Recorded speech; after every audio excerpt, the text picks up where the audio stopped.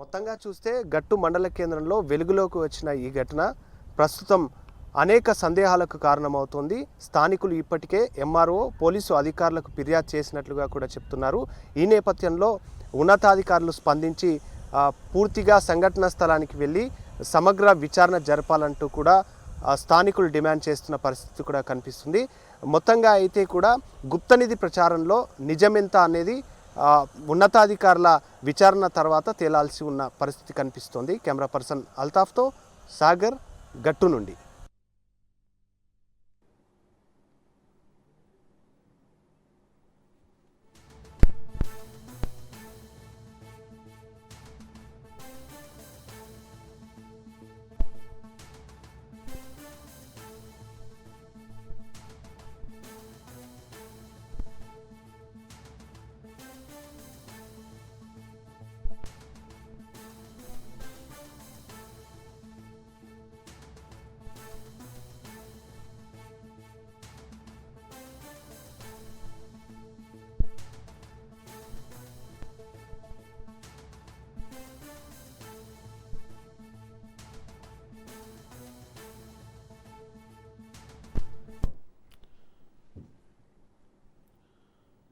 ఓవరాల్గా చూస్తే గట్టు గ్రామంలో ఖచ్చితంగా ఒక లంకె బిందె దొరికిందని, అందులో కొన్ని బంగారు కడ్డీలు, సిల్వర్ అండ్ గోల్డ్ కాయిన్స్ కూడా ఉన్నాయని మొత్తం తెలంగాణ వ్యాప్తంగా కూడా ఈ వార్త దావాలనల్లా వ్యాపించింది.